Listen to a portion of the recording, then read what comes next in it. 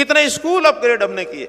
अध्यापकों की भर्ती चल रही है, निश्चित रूप से अध्यापकों की कमी एक देखी गई, क्योंकि तरह तरह की भर्तियां कांग्रेस के टाइम के ऊपर वो खारिज होती रही। कोर्ट ने कभी किसी कारण से खारिज कर दी, किसी कारण से खारिज कर दी। अभी भी एक भर्ती जेबीटी की सुप्रीम कोर्ट में जाके और वो जाके हमने उसको क्लियर कराया है।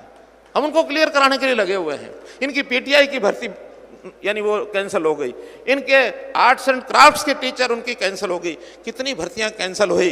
लेकिन हमने इन 8 साल में जितनी भर्तियां की हैं, एक भी भर्ती रद्द नहीं हुई है, एक भी भर्ती रद्द नहीं हुई है। और अभी ग्रुप डी की भर्तियां 2 दिन के बाद 3 दिन के बाद उसकी परीक्षा सीईटी होने वाली है 5 और 6 तारीख को।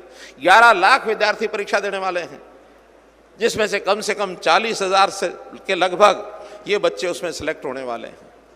तो इसलिए हम सीधा सीधा मेरिट के ऊपर सबको नौकरियां देते हैं। इस इलाके में भी हमें किसी ने सिफारिश नहीं की तो भी 600 से ऊपर नौजवानों को भर्तियां आदमपुर के अंदर हुई है। मित्रों, गरीबों की भर्तियां, मुझे 2 यहाँ के परिवार मिले, उनकी बेटियां सब इंस्पेक्टर बन गई हैं, उनकी बेटियां सब इंस्पेक्टर बन गई हैं। और जिसकी जानकारी जो मुझे दी गई है उसमें अगर कुल मिलाकर 2 लड़कियां यहां मुझे बताया गया था कि सब इंस्पेक्टर बनी, गरीब परिवार की। तो इस प्रकार से हम स्वावलंबन का काम करते हैं।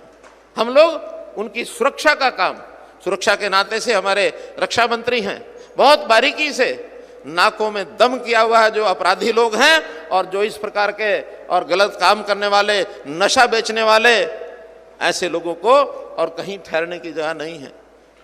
उनकी जान जो है उनकी नाभि में होती है। नाभि क्या, उनकी प्रॉपर्टी होती है, उनका आर्थिक गोलमोल धंधा होता है, उसको पकड़ करके उनको बाहर किया है। अब सब हाथ खड़े करके और भाग रहे हैं कि हरियाणा में हम नहीं रुकेंगे।